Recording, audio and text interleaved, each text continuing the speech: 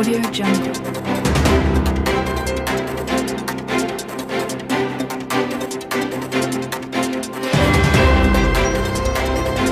Audio Jungle.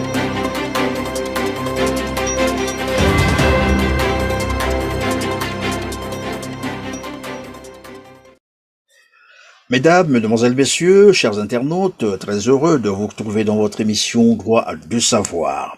Enseignant, chercheur, juriste et politologue, consultant, constitutionnaliste, Félix Bonkunda Pelé, un Congolais résident à Limoges en France, vous l'avez probablement compris que c'est notre invité aujourd'hui, l'invité de l'émission Droit de savoir, a glissé un billet sur Mediapart et sur Dark Press intitulé Présidentielle congolaise de 2021. Résultats et chiffres de tous les chocs.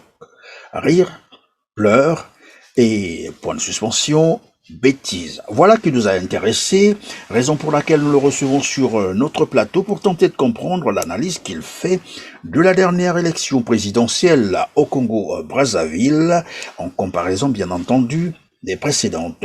Bonjour, Félix Bonkunda Pelé. Bonjour, Monsieur Perrin.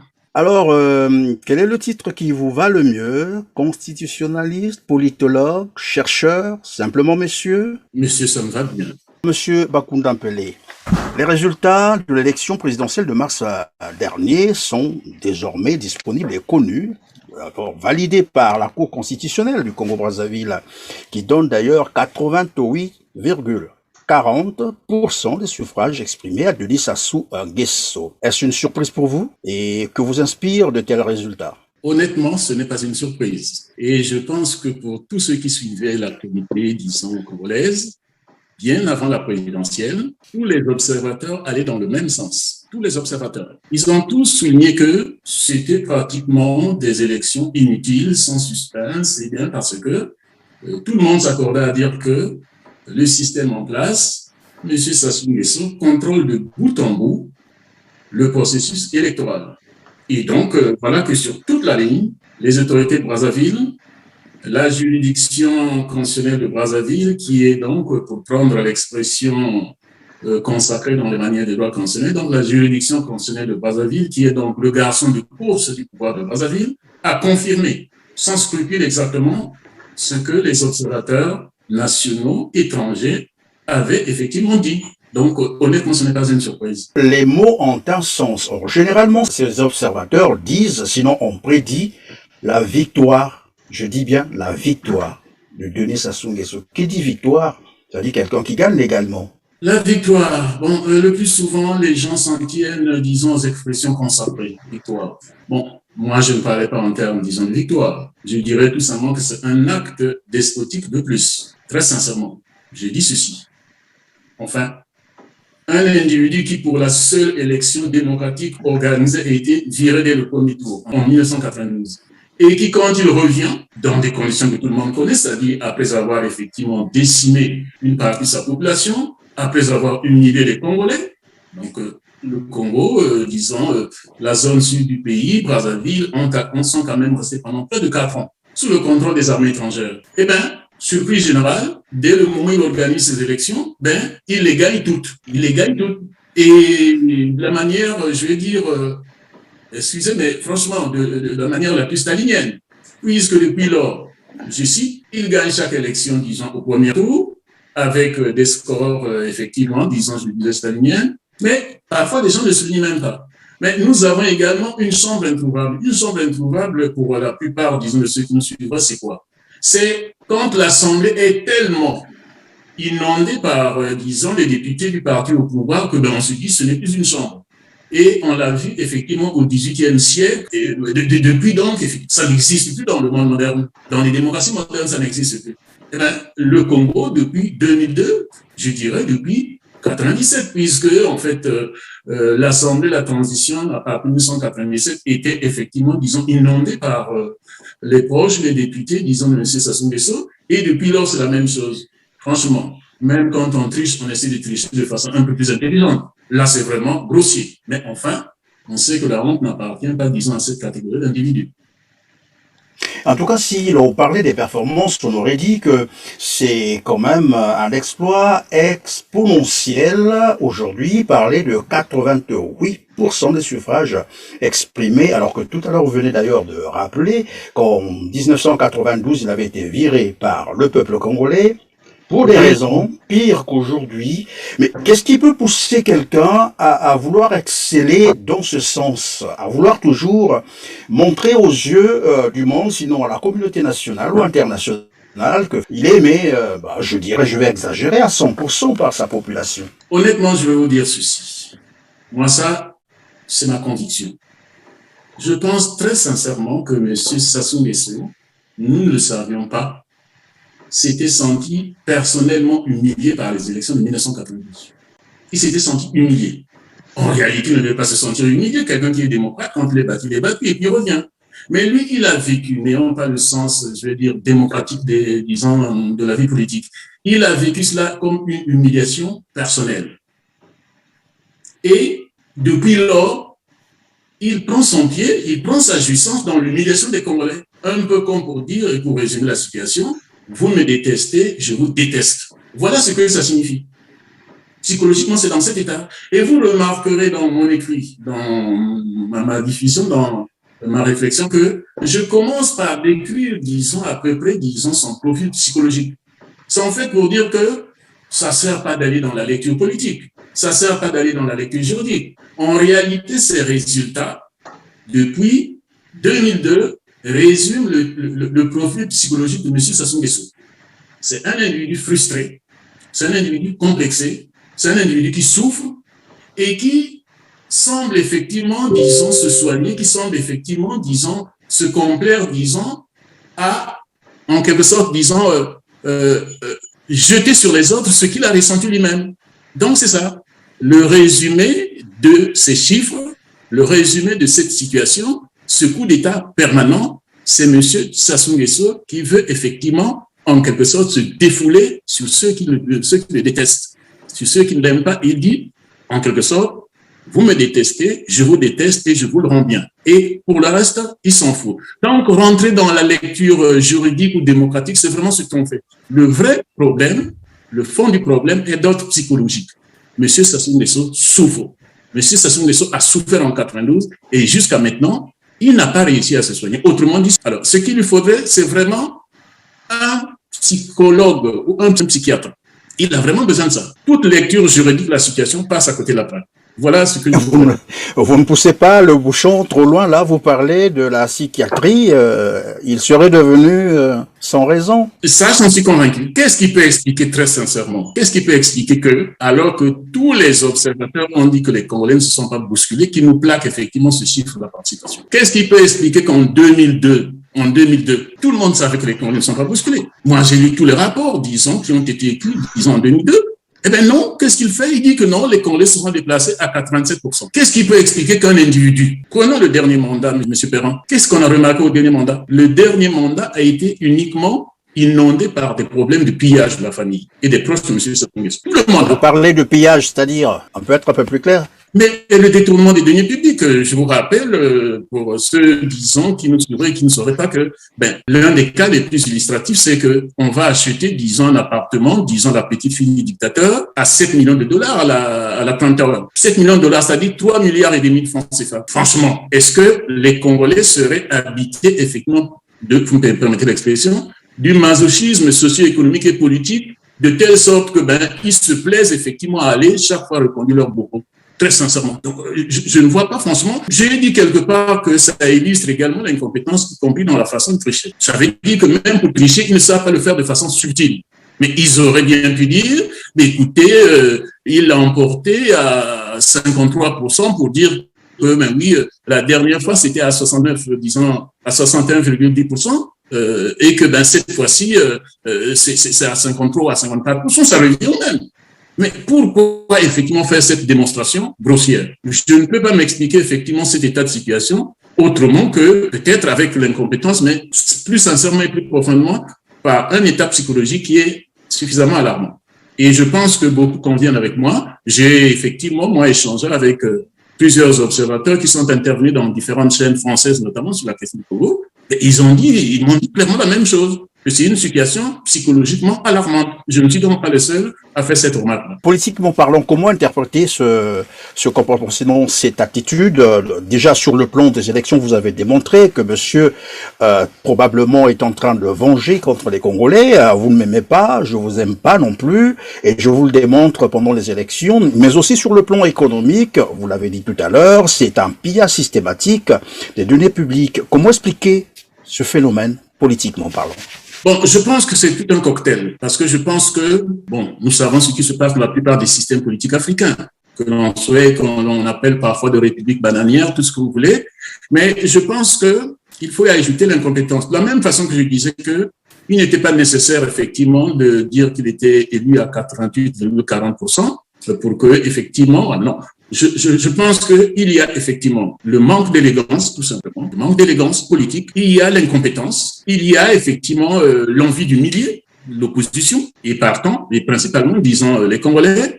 Il y a effectivement, en fait, le fait qu'il veut également faire une démonstration. Je résume.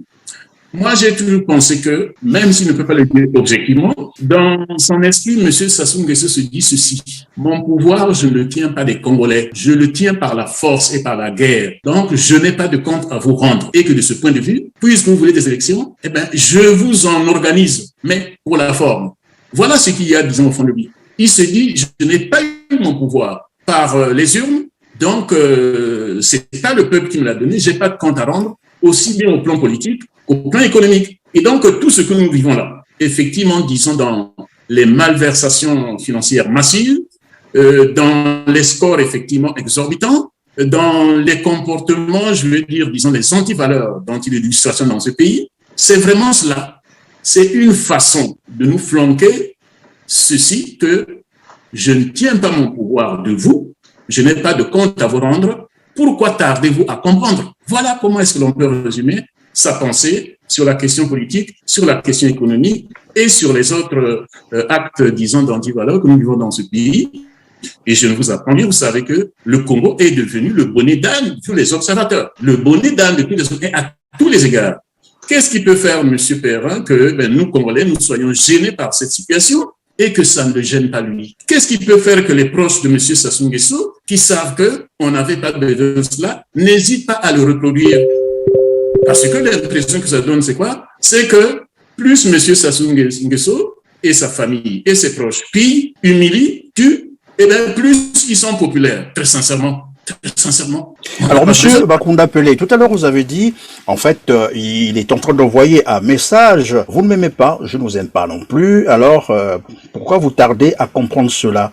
Alors, donc, c'est les Congolais qui ne comprennent pas toujours jusqu'à maintenant pourquoi monsieur est là et qu'est-ce qu'il faut faire pour que les choses changent. C'est ce que j'ai semblé. Tout à fait. C'est exactement cela. Il veut dire, bon, moi, vous avez reçu au moins 2-3 fois, disons, monsieur Mirassa, et je l'ai entendu plusieurs fois répéter, monsieur le président de la République, bon, c'est un leitmotiv chez lui. Je n'arrive pas à comprendre, un peu de façon similaire à la situation congolaise. En 1848 est proclamée la Deuxième République en France. 24 février, disons, 1848, la Deuxième République. Et, entre autres, disons, conditions, entre autres aménagements qu'avait effectivement prévu, disons, l'élite politique de la France à cette période-là, ils avaient dit, parce qu'il y a eu un débat très, très sérieux entre, disons, deux personnalités. Donc, il y a un, effectivement, disons, qui disait qu'il nous faut une institution présidentielle, et puis une autre personnalité qui disait que non, il ne faut pas, effectivement, un président parce que nous risquons d'être effectivement les victimes de cette institution. Et le compromis a été trouvé comment? C'est important pour que ceux qui nous écoutent puissent se comprendre. Le compromis était celui-ci. Bon, on institue quand même le président de la République, c'est donc la première fois que le président de la République naît en France en 1848, mais on prend des garanties. Entre autres garanties, c'était quoi? Un mandat unique de 4 ans. Et à la fin de ce mandat, le président doit partir pour qu'il ne s'habitue pas au pouvoir et devient donc effectivement notre oppresseur. Et qu'est-ce qui se passe? Lui, Napoléon, qui est donc élu comme premier président de la République de l'histoire française, quand effectivement, à quelques mois, disons, de la fin de son mandat, les parlementaires lui rappellent que vous devez vous préparer pour partir, dans la nuit du 1er au 2 décembre 1851, donc quelques 3 mois avant la fin de son mandat, il fait un coup d'État et dit, il n'y a plus de constitution, on va dans l'Empire. Vous voyez? Donc, en réalité, et là c'est peut-être, disons, le dernier stade de M. Sassou Nguesso, le Congo ne fonctionne pas comme une république. C'est pour ça que vous remarquez que quand je le cite d'entrée de jeu dans la réflexion que vous avez lue, je parle du despote de son État et non du pouvoir de la République. Nous ne sommes pas en République. Qu'est-ce qu'il y a de république dans le régime politique de M. Sassou Nguesso? Moi, je défie tous ceux qui regardent le Congo, l'élite congolaise, disons, qui s'est mis au service de M. Sassou Nguesso. J'attends qu'ils me demandent qu'est-ce qu'il y a de république au Congo. Quand je prends cet exemple, vous voyez bien que au lendemain du coup d'État de Louis-Napoléon, qui était justement justifié par le refus d'accepter la limitation des mandats, le pays a basculé la République à l'Empire, ce qu'on appelait en France le Deuxième Empire. Donc, quand vous regardez le système politique congolais, sous le règne de M. Sassou Nguesso, c'est un empire qui ne dit pas son nom. Ça n'a rien d'une république. Parce que, vous doutez bien, en république, on ne vient pas au pouvoir par coup d'État. En république, on n'installe pas, disons, une industrie de pillage dans son pays. En République, on ne tue pas comme M. Sassou Nguesso tue. Donc, tous les éléments, tous les actes posés relèvent beaucoup plus d'un empire que d'une république. Et c'est pour ça que moi, je l'appelle despote de son État. C'est comme ça. Et alors le donc, parce que la République en France, en 1851, est tout à fait le même que celui qu'effectivement commet, disons, M. Sassou Nguesso. Cela sous-entend que Alpha Condé et Alassane Ouattara avaient vu les choses bien avant, lui attribuant le titre d'empereur. Mais tout à fait. Mais je rappelle que monsieur le président guinéen, donc Alpha Condé. Voilà. Monsieur Condé est juriste. Donc, c'est quand même, disons, l'histoire, disons, politique de la France avec les régimes politiques. Et ils ont voulu le dire, en fait, je l'ai déjà expliqué auprès d'un de vos homologues, j'ai expliqué que, d'une part, c'était pour dire, non, le Congo fonctionne comme un empire et que nous, même si nous avons fait, comme M. Sassou Nguesso, c'est-à-dire nous avons fait le coup d'État qui a consisté effectivement à broyer la limitation des mandats, mais nous ne sommes pas tout à fait de son acabit, nous ne sommes pas tout à fait du même degré. Et donc, si vous voulez, dans cette réflexion, dans cette remarque, il y avait deux aspects. Premièrement, c'était pour dire que lui, c'est lui, nous, c'est nous, et d'autre part pour dire, mais enfin, soyons clairs, le Congo-Brazzaville fonctionne comme un empire. Ce n'est pas le cas de chez nous. Voilà, donc ce n'était pas totalement faux. Il y avait effectivement sous-jacent cette remarque-là que je viens de vous décrire à partir du basculement de la Deuxième République française vers l'Empire dans la nuit du 1er au 2 décembre 1851. Le Congo fonctionne tout à fait comme un empire, mais soyez également clairs. Quand Louis-Napoléon fait son coup d'État en 1851, c'est dans l'intérêt et l'honneur de la France, parce qu'il pense qu'effectivement, il a des choses à faire pour la France. Mais quand vous regardez le cas de M. Sassou Nguesso et ses sbires, eh bien, c'est pour la bamboula. Voilà. Donc, c'est beaucoup plus grossier. Rien à voir avec, effectivement, disons, l'image du Congo. Alors, revenons donc sur votre billet, votre réflexion. Est-ce qu'on peut comprendre, probablement qu'on a déjà abordé quelques grandes lignes, est-ce qu'on peut revenir sur les grandes lignes de cette réflexion? C'était quoi exactement? À titre personnel, depuis le départ, quand j'entends les différents hommes politiques bouger pour dire élection, je suis un peu excédé, très franchement. Et là, on est quand même, disons, à la 4e phase, 2002, 2009, 2016, 2021, chambre introuvable, l'un des hommes les plus haïs du Congo, élu au premier tour. Mon problème, c'est de dire ceci, mais enfin, quand est-ce que vous allez tirer les leçons pour dire, sauf évidemment de ceux qui en ont fait leur marché, parce qu'il faut bien le dire, beaucoup de ce qu'on appelle partis politiques au Congo fonctionnent en réalité comme des entreprises économiques. C'est tout un marché. Il faut candidater pour effectivement tirer des sous parce que certains hommes politiques également ont compris que ça plaît aux despotes, effectivement, de faire semblant de faire le jeu politique. Donc, c'est rentable. Donc, c'est des entreprises. Donc, la seule activité est d'ordre économique. Donc, ça devrait plus nous étonner. Et puis, de l'autre côté, il y a le fait que, enfin, disons, je pense que c'est un intérêt réciproque. Monsieur Sassou Nguesso a besoin de cela. Ces entrepreneurs économiques qui se présentent comme étant des entrepreneurs politiques ont également besoin de ça. Ça fonctionne comme tel. Et à côté, il y a quand même une large partie, disons, de compatriotes qui sont un peu durs, qui y croient un peu. Et je dis, ça finit par devenir lassant et ça plonge de plus en plus le Congo dans l'incertitude. Et donc, à travers ce que j'ai voulu dire là, C'est pour dire, bon, le rôle d'une élite dans un pays, en dehors de l'élite, vous me permettez vraiment l'expression de l'élite politique autour de M. Sassou Nguesso, qui a fait, disons, de M. Sassou Nguesso un marché. Il y a, je pense, une élite qui ne dit pas, disons, qui ne parle pas clairement, qui n'est pas, disons, dans l'action ou bien dans la réflexion, qui regarde de manière béate. Et donc, je dis, le rôle d'une élite dans un pays, c'est d'anticiper. M. Sassou Nguesso a mis, disons, le Congo dans une situation dangereuse, incontrôlable. Parce que, contrairement à ce que l'on peut penser, il arrivera un moment où le peuple dira « ça suffit ». Et à ce moment-là, ni l'élite, ni l'armée, contrairement à ce que l'on pense, ne pourra contrôler cette situation. Donc, je dis, là, il vaut mieux que ce soit la dernière phase. Il vaut mieux que ce soit la dernière phase. Que l'élite, je vais dire, un peu plus patriote, se rende compte à l'évidence que tel que ce pouvoir est parti, il nous reproduira systématiquement, puisque, je l'ai déjà dit, ben, c'est un régime sans scrupules, c'est un régime qui ne connaît pas la honte, c'est un régime qui ne connaît pas la subtilité, c'est un régime qui manque d'élégance, eh ben, il peut reproduire cela infiniment. Mais on sait ce que c'est que l'histoire des peuples, on sait comment ça va finir, et quand ça éclate, personne ne peut contrôler. Donc, pour répondre, disons, de façon résumée à votre question, c'est un appel à l'élite pour qu'elle prenne conscience du fait que nous ne sommes pas en démocratie, nous ne sommes pas en république, nous sommes là en face d'un système odieux et qui est prêt à tout. Et il l'a démontré, qui est prêt à tout. Je rappelle quand même que les 17 et 20 octobre 2015, on a tiré, on a criblé devant les caméras, on a criblé des jeunes gens qui étaient en train de manifester. Ça n'a pas découragé l'élite, disons, qui s'abreuve, disons, auprès de M. Sassou Nguesso, mais en même temps, je vais dire, disons, du sang de nos compatriotes de continuer à les soutenir comme ils l'ont fait. Ça ne les a pas empêchés. Donc, il ne peut plus reculer. Je démontre, par exemple, en ce qui concerne, disons, les membres de la justice constitutionnelle, de la Cour constitutionnelle congolaise, qu'en réalité, il y a un pacte qui est là. Ce pacte, c'est lequel?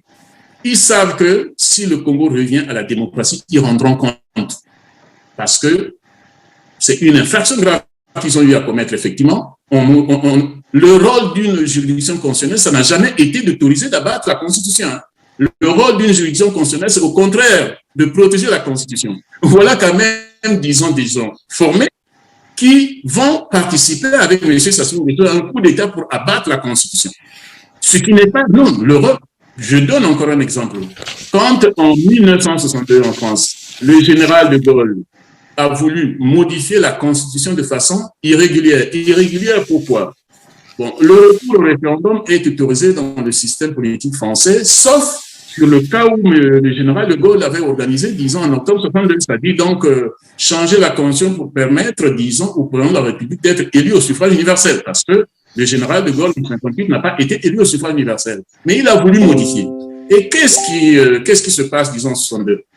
C'est des juristes honnêtes qui s'y connaissent bien dans leur métier, dans leur formation. Ils ont dit, ben, faites-le, organisez votre référendum, mais ne saisissez pas la Cour constitutionnelle, ou disons le Conseil constitutionnel, on ne le pensait pas de son rôle. Donc, il n'est pas du rôle, effectivement, d'une juridiction constitutionnelle de participer, je veux dire, disons, à l'abrogation, disons, d'une constitution. Mais les juges constitutionnels congolais l'ont quand même fait. Donc, depuis lors, c'était déjà un peu le cas avant, mais de façon tacite, il y a un pacte qui existe entre M. Sassou Nguesso et les juges, disons, constitutionnels. Vous voyez bien qu'à l'intérieur, il y a un juge que je cite qui lui-même, avant effectivement qu'une goutte de délice du pouvoir, avait déjà dit, c'est un article, disons, de 2011. Il dit ceci, je le cite dans le papier que vous avez, les autorités congolaises brillent par l'organisation des élections truquées, donc les résultats sont connus d'avance. Et il ajoute ceci, il en a été ainsi des élections de 2002 et de 2009. Et enfin, il termine en disant ceci, les juges constitutionnels peuvent être considérés comme étant les délégués du pouvoir. Enfin, peut-on dire mieux ce que c'est que le statut du juge constitutionnel? C'est un professeur de droit qui le dit et il, en même temps, il est devenu lui-même juge constitutionnel. Donc, il dit toute la vérité là. Donc, on ne peut pas trouver, je vais dire, disons, meilleure formule que ce qu'il dit là. Voilà. Donc, oui, mais donc, alors, face à une telle réalité, voilà, face à une telle réalité, puisque vous l'avez démontré, que les cours ou la Cour constitutionnelle, les juges peuvent être considérés comme Je sais pas, vous avez dit les délégués de ce système. délégués Voilà. Et cela se passe aujourd'hui aux yeux de tout le monde parce que de toute façon, nous sommes à l'ère numérique. Tout le monde est informé de tout à la seconde près. Quelle lecture faites-vous désormais du droit au Congo et quel impact dans la société congolaise? Écoutez, dans un précédent papier du 17 septembre 2020, je disais dans un papier que j'ai publié sur les réseaux sociaux que c'est intitulé « Comment des juristes ont étranglé le droit constitutionnel au Congo ». C'est étranglé, nous ne sommes plus. C'est pour ça que quand les gens parlent de république, je suis stupéfait. Il ne peut plus y avoir de république sans droit. Les deux vont de pair. Parce que, vous connaissez la formule, personne n'a jamais été déjeuné avec l'État. L'État n'existe pas. L'État n'existe que par les textes. C'est les textes. Donc, dès le moment où les textes ont dit le droit n'existe plus, l'État n'existe plus, la République n'existe plus. Et donc, de ce point de vue, ce que je veux dire par là, c'est que, premièrement, il faut être réaliste. Il ne faut pas s'enfermer, je veux dire, dans les considérations d'ordre purement formel pour dire non. Non, le droit n'existe pas selon M. Sassou Nguesso. Et il le démontre systématiquement à chaque occasion. Il n'existe pas. Comment pouvez-vous expliquer que tout le monde a vu le 19 mars? Monsieur Kolela était objectivement empêché. Tout le monde l'a vu, le monde entier. Et la juridiction constitutionnelle, dont les deux grands objectifs, premièrement, c'est de protéger la Constitution, et puis secondement, c'est d'assurer le déroulement régulier, disons, des élections, des votes, en l'occurrence dans l'élection présidentielle. C'est son rôle. Et la juridiction constitutionnelle répond, nous avons vu effectivement, disons, la décision qui a été lue le 6 avril par le président de cette institution, elle dit que, bien que parce que, contrairement, disons, aux gens qui se méprennent en disant que, oui, la Cour n'a pas été saisie, non. La Cour a deux moments, en amont et puis en aval. Donc, si elle n'a pas été saisie avant, quand effectivement, disons, ce dossier lui arrive, c'est-à-dire le dossier de sélection lui arrive, à ce moment-là, effectivement, il regarde et vérifie si effectivement l'élection s'est déroulée dans les conditions légales. Donc, contrairement à ce qu'elle dit, pour dire, parce que en même temps qu'elle a donc rejeté sur la forme, disons, la requête de M. Nzon, dans des conditions qui étonnent, il est surprenant que M. Nzon ait présenté effectivement, ça porte, enfin, là c'est un autre aspect, je ne suis pas convaincu que M. Nzon était sincère et de bonne foi en déposant un dossier dans ces conditions, si c'est bien le cas, comme nous l'a décrit la Cour constitutionnelle, mais cette même Cour... Pardon, Félix, restons un peu là-dessus. Vous parlez déjà de la requête de Nzon, c'est-à-dire les recours de Nzon, et ça a été rejeté. Parmi les mobiles évoqués par la Cour, c'est qu'il a dû omettre de mettre son identité, l'adresse, etc. Et c'est là que je voulais comprendre comment cela est-il possible pour un monsieur, on peut dire respectable, comme Nzon, qui a l'habitude des recours, parce qu'il est dans la course présidentielle depuis les années pratiquement 2002, 2009, on l'a vu, 2016 aussi, il était candidat, et cette fois-ci, pour faire recours, il oublie les fondamentaux, et ne se fait même pas assister par un avocat.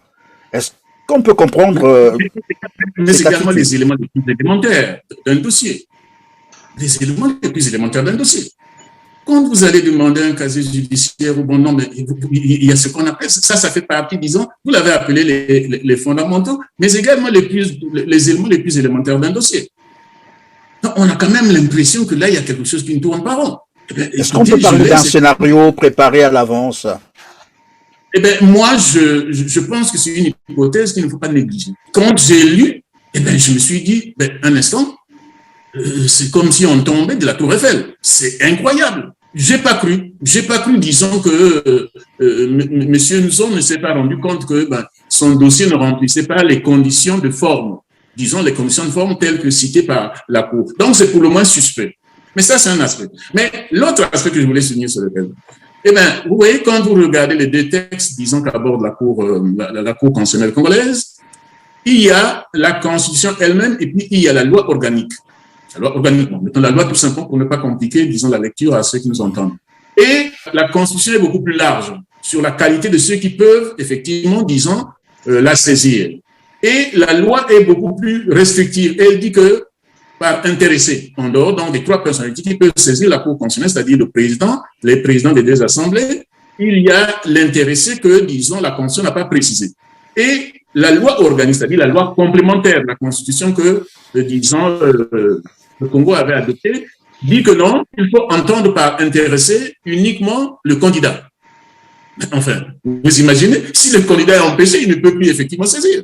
Le candidat est empêché, on ne peut pas dire que l'intéressé ne peut être, mais si le candidat est empêché, il est mort ou il est devenu fou, tout ce que l'on peut imaginer, ou il tombe gravement malade, comme le cas effectivement, disons, de Koila, mais comment va-t-il encore effectivement saisir la Cour pour dire que il y a empêchement? Donc, c'est vraiment une incongruité digne du système juridique congolais. Et c'est tellement gros pour une fois que la Cour constitutionnelle s'est dit, ah non, non, non, le monde entier va nous critiquer si on dit que c'est l'empêché qui doit encore saisir la Cour alors qu'il est devenu fou ou bien qu'il est mort, donc ça n'a aucun sens. Et ils ont ouvert la brèche pour dire, oui, Yombi, qui est Jean-Jacques Yombi, qui était donc, disons, le compagnon, disons, de Kolela, est quand même recevable. On ne peut pas effectivement lui opposer la remarque de l'avocat du pouvoir. Et ils ont dit, oui, il est recevable. Mais une fois qu'ils ont dit ça, ils reviennent effectivement, disons à leur lecture pour dire que non, en fait, il aurait pu saisir la Cour constitutionnelle avant le jour du vote.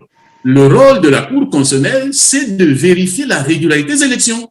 Donc, elle-même, à partir du moment où elle a été saisie, se devait effectivement de corriger, je vais dire effectivement, disons cette lacune grave selon laquelle effectivement le candidat a été macroscopiquement empêché. Ils n'ont pas voulu faire cette lecture, c'est-à-dire qu'ils ont voulu respecter le pacte qu'ils ont établi avec M. Sassou Nguesso d'assurer toute son élection au premier tour, quoi qu'il en coûte. Voilà effectivement ce qui s'est passé à cette occasion-là. Ce qui ne tient pas debout, puisque la Cour elle-même, si elle ne peut pas s'autosaisir, mais à partir du moment où les dossiers sont arrivés, disons, auprès de lui, elle se devait effectivement de vérifier que, effectivement, je donne un exemple. La Cour elle-même, effectivement, disant dans son texte, dit que elle envoie également des membres de sa juridiction qui peuvent s'accompagner d'autres personnes, d'autres délégués pour vérifier le bon déroulement des élections. Tous les Congolais, nous avons tous reçu des images où il est démontré que ça a été la catastrophe dans le déroulement de cette élection. Mais la Cour nous dit qu'elle n'a rien vu. Enfin, le monde entier sait comment ça s'est passé au Congo, puisque aujourd'hui, ceux qui oublient, ou alors ils sont effectivement dans le même cynisme que M. Sassou Nguesso, nous savons que certaines élections ont été organisées au domicile de certains éléphants, disons, du PCT. Nous le savons. Ou au siège de certains, au siège du PCT. Mais ils disent qu'ils n'ont rien vu. Monsieur Perrin, de qui se... Oui, mais puisqu'on parle de la Cour constitutionnelle du Congo, vous l'avez dit tout à l'heure, alors c'est en fait la question que se pose plus d'un Congolais. Pourquoi la Cour ne s'est-elle pas auto-saisie? Je sais que l'interprétation d'un article souvent pose problème, mais je crois que l'article est bien clair là-dessus. La Cour prononce l'annulation ou annule l'élection. C'est le premier alinéa, je pense. Oui, peu importe. Parce que sur ce point, on peut dire qu'il n'y a pas de pression, mais la Cour elle-même dit qu'elle ne peut pas s'autosaisir. Mais en amont, mais en aval, le dossier arrive, disons, sur son bureau. Et il n'y a aucun article de la Constitution qui lui interdit de traiter de cette question. À la limite, on pourrait lui reprocher, puisqu'elle a eu ses délégués, mais on pourrait lui reprocher. Mais enfin, le monde entier a vu que l'élection s'est mal déroulée. Rien dans le dispositif constitutionnel ne lui interdit effectivement de se saisir de cette question, puisque en dernière instance, avant la proclamation des résultats, le dossier sur le déroulement de l'élection passe effectivement devant lui, puisque c'est lui qui proclame les résultats. Aucun dispositif ne le lui interdit. Donc, c'est simple à comprendre. Il y a bel et bien un pacte entre la Cour constitutionnelle et puis, disons, le pouvoir en place. Ça ne souffre pas d'équivoque. Alors, face à ce déni de droit, il faut le dire, par la Cour constitutionnelle, est-ce qu'on peut penser que le Congo tend là vers un état de non-droit? Laissons les notions de droit et de république tranquilles. Nous sommes au sein d'un empire qui ne dit pas son nom. Peut-être qu'effectivement, dans ses fantasmes, M. Sassou Nguesso arrivera à dire oui, écoutez, bon, voilà, je ne vous l'avais pas dit, mais je vous le dis maintenant, nous sommes clairement et formellement entrés dans l'empire. Mais le système politique congolais fonctionne exactement comme un empire, c'est-à-dire qu'il n'y a pas de droit. Il n'y a pas de droit. tout fonctionne selon la volonté du prince. C'est cela. Donc, parler de non-droit, bon, comme on en parle ici en France ou dans d'autres pays, disons, démocratiques, des zones de non-droit, quoi, non, non, non. Je pense que ce serait ne pas effectivement rendre compte de l'ampleur de la situation. Qu'est-ce qu'il y a de juridique au Congo? Nous savons que, par exemple, en matière financière, la famille de M. Sassou Nguesso est poursuivie un peu partout. Ce n'est pas la rumeur. Nous lisons tous qu'aux États-Unis, en France, ben, cette famille, effectivement, est, entre guillemets, traquée. Et ils ne traquent pas, disons, sur des broutilles, hein, c'est sur des faits. Et qu'est-ce qui peut expliquer qu'au Congo, ben, ils sont tranquilles, ben, ils ne sont pas poursuivis? Qu'est-ce qui peut expliquer que, ben oui, M. Sassou Nguesso se permet de dire, le 8 avril 2013, quand il est reçu par M. Hollande, 8 avril 2013, eh bien, il sort de là, il est interviewé par un de vos homologues, Feu Jean-Karim Fall, disons à France 24, qui lui pose la question suivante, d'entrée de jeu. Vous avez parlé de l'affaire de biens acquis? Répond M. Sassou Nguesso, oui, nous en avons parlé. Le journaliste répond, c'était sérieux? Il dit, ah oui, c'était du sérieux, je lui avais déjà posé le problème au sommet de la francophonie à Kinshasa, en octobre dernier. Monsieur Perrin, ça s'appelle le trafic d'influence. C'est gravement sanctionné par le droit pénal, gravement. Et c'est si grave que le même jour, le secrétaire général du gouvernement, en la personne de Macron, qui était secrétaire général adjoint à la présidence, a sorti un communiqué pour dire non, le président Hollande n'a pas abordé cette question avec M. Sassou Nguesso, parce que c'était grave. Il rentre au Congo tranquille. Aucun juge n'interpelle, disons, M. Sassou Nguesso. Aucun parlementaire n'interpelle M. Sassou Nguesso pour dire que, mais enfin, France 24, c'est une chaîne internationale. Comment pouvez-vous dire une telle grossièreté? Voyez. Mais plus grave, ce que je veux dire, c'est ceci, M. Perrin. Disons de bêtises en bêtises, d'illégalité en illégalité. J'ai l'impression que les Congolais se sont habitués à cela. Ça n'étonne plus personne. Monsieur Sassou Nguesso vient dire ce qu'il vient de dire, et puis personne ne fait la remarque. Ça passe comme une lettre à la poste. Je rappelle le 25 février, disons, 2016. Il venait d'inaugurer, puisque c'est le moment qu'il choisit toujours pour inaugurer, disons ce qu'il essaie de faire. Il venait donc d'inaugurer l'hôpital, un hôpital dans le Pou, je pense à Kinkala, et il est interviewé par des journalistes étrangers qui lui disent, mais enfin, mais vous avez épuisé vos mandats, mais comment pouvez-vous aller au-delà de 2 mandats? Répond M. Sassou Nguesso.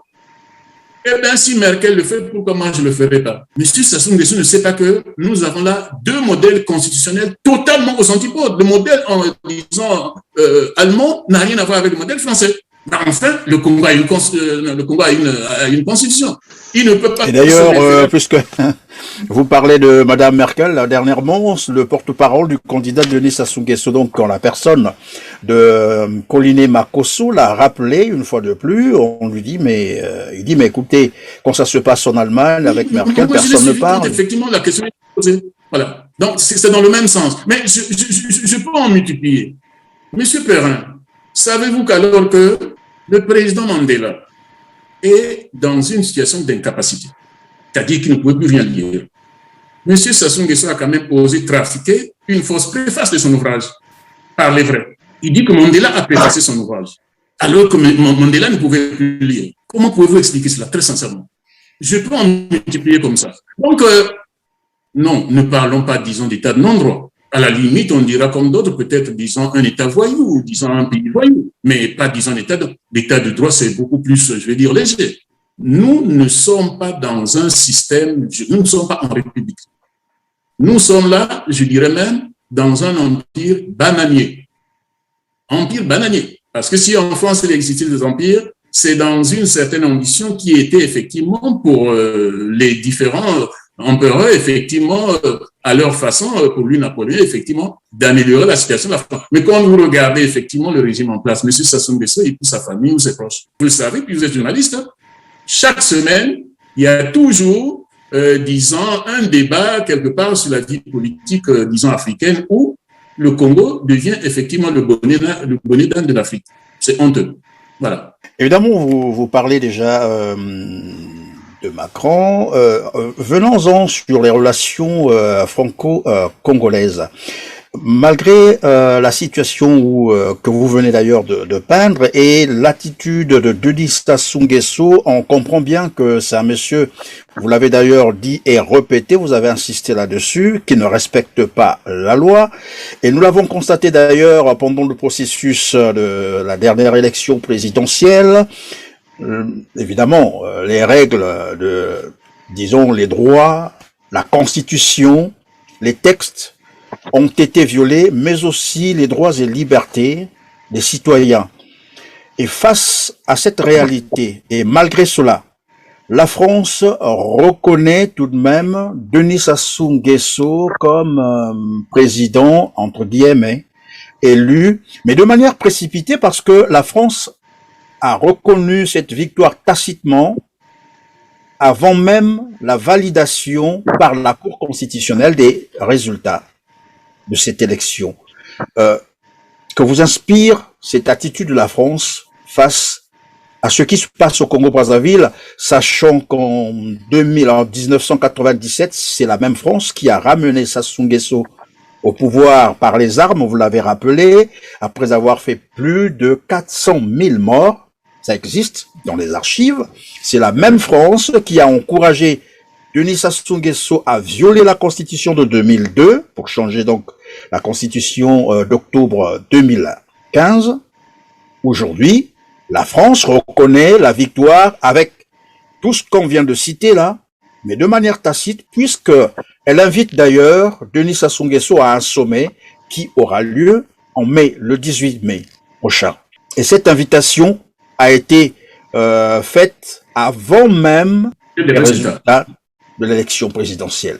Qu'est-ce que je veux dire par là? Je pense, M. Perrin, que la remarque que vous faites est tout à fait fondée, puisque nous avons vu, par exemple, que quand il y a eu les élections à côté en RDC en décembre 2018, et qui s'est passé ce qui s'est passé au départ. Au départ, effectivement, que le ministre des Affaires étrangères dit que non, la question s'est résolue à l'africaine. C'est le ministre Le Drian qui dit cela. Et après, quand il est reçu par, disons, M. Tshisekedi, il dit non, tout s'est bien passé, c'est vraiment, disons, une alternance qui ne repose pas seulement sur le discours, mais sur la réalité. Ils change le discours du jour au lendemain. Je veux dire par là, M. Perrin, que nous devons nous rendre à l'évidence. La France dépend d'abord et avant tout ses intérêts, à notre détriment, bien entendu. Je pense que nous sommes suffisamment mieux informés et expérimentés pour savoir que nous ne devons pas rêver. Il y a une limite, Macron est élu par les Français pour défendre les intérêts français. Et que même si par hasard, il peut arriver que Macron lâche un peu de l'Est, comme il l'a fait effectivement, disons, pour le Rwanda ou pour l'Algérie, mais en dernière instance, c'est toujours dans la limite des intérêts de la France. Voilà la limite. Je serais tenté de dire ceci, puisqu'aujourd'hui, on le sait, qu'on n'a plus besoin d'un dessin pour le savoir. Bon, intégrons ça dans notre stratégie. Quand je dis intégrer ça dans notre stratégie, ça veut dire quoi? Si un jour, nous devons déposer un mémorandum auprès de la France, dans ce que je pense que l'élite congolaise congolaise, disons patriote, devait faire, c'est de dire, bon, voilà. Dans ce mémorandum, nous devons dire à la France, ben voilà, l'histoire ancienne comme récente du Congo, principalement à partir du retour criminel de M. Sassou Nguesso, a prouvé que vous le soutenez jusqu'au bout. Quels que soient les crimes, accordons-nous. Vous attachez toute votre stratégie sur M. Sassou Nguesso et puisqu'il finira par s'en aller, dès le moment où il s'en va, eh bien, vous perdez tout. C'est ce qui va se passer, c'est qu'ils vont effectivement s'arranger pour qu'ils reconduisent effectivement. Mais ça, c'est un défi que nous devons prendre. Dire, dans un éventuel mémorandum que l'on fera à la France, bon, M. Macron, disons, dans moins d'une année, il va entrer effectivement dans sa campagne. Donc, de la même façon que M. Hollande, en octobre, disons, 2015, vous savez qu'il a fait un mandat pratiquement nul, le mandat de M. Hollande. Et donc, il ne comptait plus que sur ce fameux sommet de Paris sur le climat. Donc, il était dans une alternative. Ça, les gens peut-être ne le savent pas. Il s'était dit parce que, du point de vue de l'observation, disons, extérieure, on a toujours lié le sort des deux Congos. Donc, ils savaient, leur stratège savait que si effectivement, ça éclate au Congo, ça va éclater de l'autre côté. Et M. Hollande savait, dans la lecture effectivement que font les États étrangers, que si ça éclate en RDC, c'est toute l'Afrique qui tombe. Monsieur Hollande a préféré donc sacrifier le dossier du Congo qu'il avait bien décrit, disons, la veille, disons, du sommet de Dakar sur la francophonie. Il le connaît très bien. Je le sais, puisque monsieur Hollande était à côté de chez moi, là, disons, c'est à 1 heure de chez moi. Bon, voilà, je ne vais pas rentrer dans le détail, mais c'est un dossier qu'il maîtrisait bien. Donc, il ne peut pas dire, comme il a tenté de le faire, effectivement, le 21 octobre 2015, qu'il ne le maîtrisait pas. Il le maîtrisait très bien. Mais il a fait le choix qui consistait à sauver l'unique élément, disons, de son mandat, c'est-à-dire le sommet de Paris sur le climat et de sacrifier le dossier congolais. Bon, donc, c'est son choix. Macron, dans moins d'une année, va être également, disons, en campagne. Déjà, dans quelques mois, ça va commencer. Donc, il ne peut pas considérer le dossier congolais comme étant un dossier prioritaire. Mais, quoi qu'il en soit, c'est à nous de démontrer, de faire notre choix. Parce qu'en dernière instance, la stratégie consiste toujours à s'en remettre à la France. Ça ne donne pas, disons, quelque chose vraiment de probant. Ça n'aboutit pas à grand-chose. C'est un élément que nous devons intégrer effectivement dans la stratégie. La stratégie de l'unité consiste à dire, bon, voilà, il faut mettre la France devant ses responsabilités. Il y a eu ça. La France a soutenu Sassou Nguesso dans les crimes, disons, d'octobre 1997, principalement pour réinstaller un individu dont la toxicité n'est plus, disons, à démontrer en 1997. Vous l'avez soutenu en 2015, vous le soutenez également là. Eh bien, nous prenons acte. Vous faites le choix de soutenir des aventuriers, des criminels. Donc, vous devriez également continuer à le faire parce que le jour où nous avons la possibilité, et ce jour finira par arriver, je vous rappelle que c'est ce que nous allons dire à M. Macron disons en juillet prochain, disons à Montpellier, parce qu'il va recevoir pour la première fois la société civile africaine. C'est ce que nous allons lui dire. Monsieur le chef d'État, vous devez effectivement prendre acte du fait que vous devriez infiniment soutenir des gens indésirables, des gens sales, des criminels. Mais ne perdez jamais une seule fois, parce que le jour où vous perdez tout. C'est ce choix-là que nous devons le reposer. Donc, à nous, effectivement, M. Perrin, de prendre effectivement une responsabilité pour dire, bon, voilà, on a suffisamment demandé à la France, disons, de remarquer ce qu'elle remarque, mieux que nous, pour ne pas dire ce qu'elle fomente, puisque c'est elle qui fomente. Nous avons tous entendu M. Idriss Déby dire que, ben oui, c'est la France qui lui a envoyé un expert dont il ne connaissait même pas le nom pour lui dire qu'il fallait... Nous l'avons tous lu. Bon. Je veux dire, disons, M. Idriss Déby n'est pas passé par 4 voies pour le reconnaître, mais nous savons que c'est ce qui se passe un peu partout. Bon, donc, de ce point de vue, c'est à nous de dire, bon, voilà, assumez. Ne tenez pas le discours, disons, démocratique artificiel comme vous le faites, en faisant semblant de dire, ben oui, non.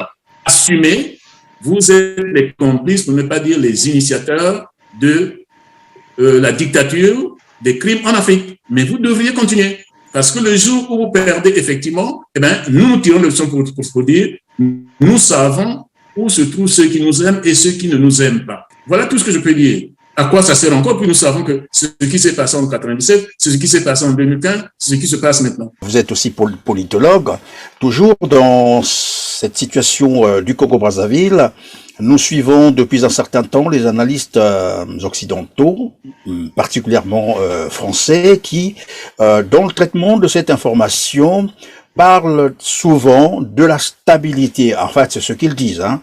La stabilité avant tout, ce qui fait que, malgré ce qui se passe en Afrique, puisque nous parlons du Congo-Brazzaville, c'est d'abord la stabilité, le reste c'est après. Donc monsieur peut faire ce qu'il veut, violer les droits et libertés, les droits de l'homme, tuer, massacrer, ça n'importe pas pour la communauté, en fait, s'il faut dire pour les Occidentaux, tout ce qui compte c'est la stabilité. Alors, on veut comprendre c'est quoi, lorsqu'ils parlent de la stabilité, à quoi font-ils allusion exactement? C'est une bonne remarque, M. Perrin. D'abord, j'ai essayé de répondre à cette question dans mon texte que vous avez lu, dont vous avez fait état. Non, c'est une simple stratégie. Ça veut dire quoi la stabilité quand, disons, on tue en permanence et qu'on pille en permanence? Et dans le cas précis, disons, du Congo, nous savons que M. Sassou Nguesso a été un acteur et pas n'importe quel acteur, a été l'acteur majeur de l'instabilité qu'on a connue au Congo. Monsieur Perrin, moi, j'ai j'ai eu mon bac en 79 et j'étais dans une province, je remonte effectivement, disons à Brazzaville, et dans le train, je tombe sur un numéro de Jeune Afrique, l'été 79. Il est interviewé par M. Senen André Amirado, donc ce journaliste d'origine malgache qui est aujourd'hui décédé. Et il pose la question de savoir, ben, finalement, pourquoi vous, et à l'endroit de M. Sassou Nguesso, ben, qui êtes-vous pour mériter cela? Il dit, ah non, non, non. Je suis quelqu'un qui me suis toujours battu pour l'intérêt du Congo. J'étais déjà jeune sous-officier dans le coup d'État de 1963. 63, c'est lui qui le dit. 68, il y est. 77, il y est. Ensuite, bon, entre 77 et 79, ben, il est aux affaires puisque c'est lui qui dit lui-même que c'est lui qui cède, qui donne la place, disons à M. Yombi, et qu'au moment où il a voulu effectivement, disons, prendre ses responsabilités, il l'a viré, pour reprendre l'expression de notre compatriote M. Boao, sans un seul coup de fusil, ce qui veut dire que c'est bel et bien lui qui avait la maîtrise de la situation, parce que quand tu as dit, bah, écoutez, je te mets de côté, il l'a mis de côté. Pour reprendre l'expression de RFI à ce moment-là, le baobab est tombé sans faire du bruit. Bon, donc, M. Sassou Nguesso, je répète, est un acteur principal de l'instabilité dans la vie politique, dans l'histoire politique du Congo.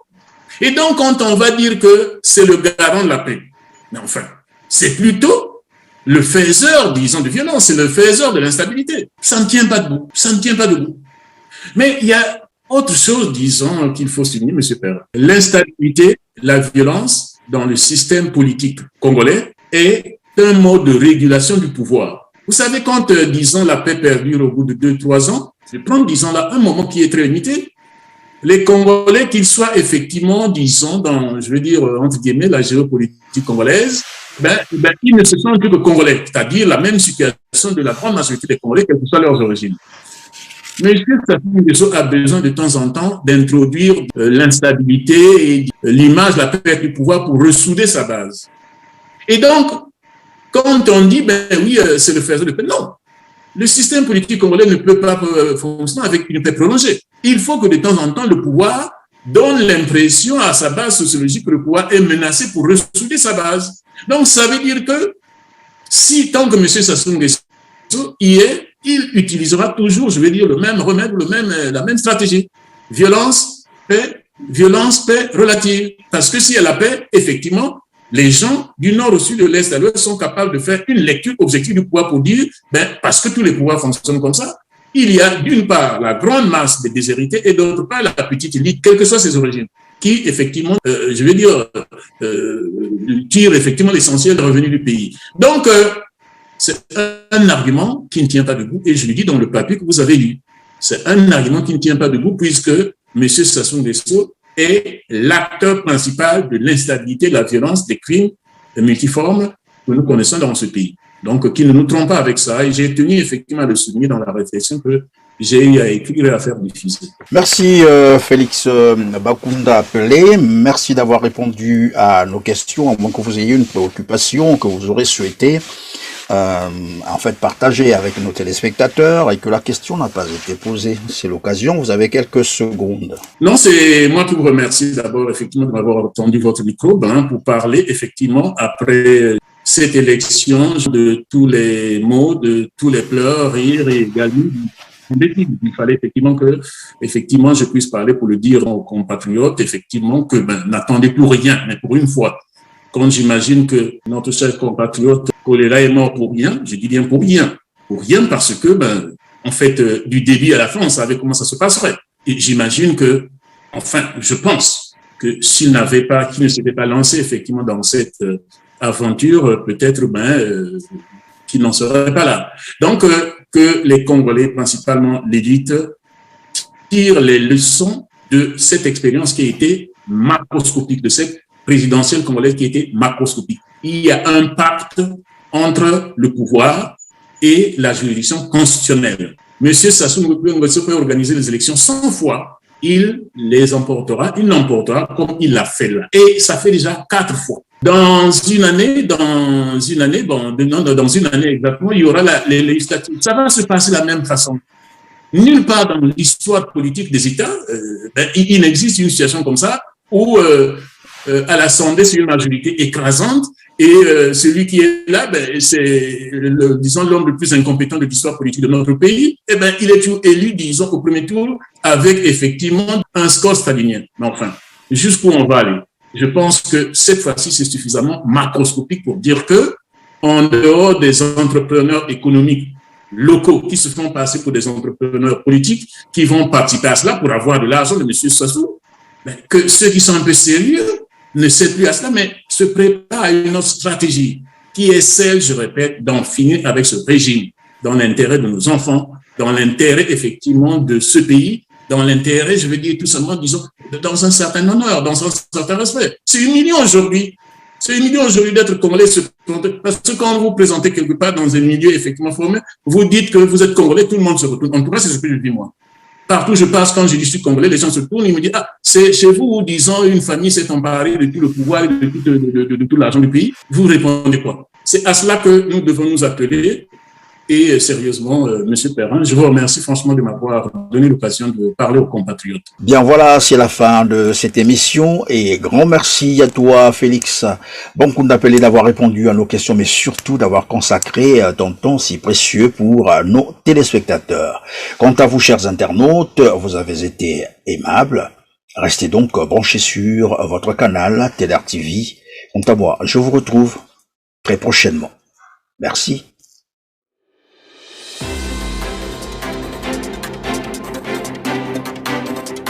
Audio Jungle.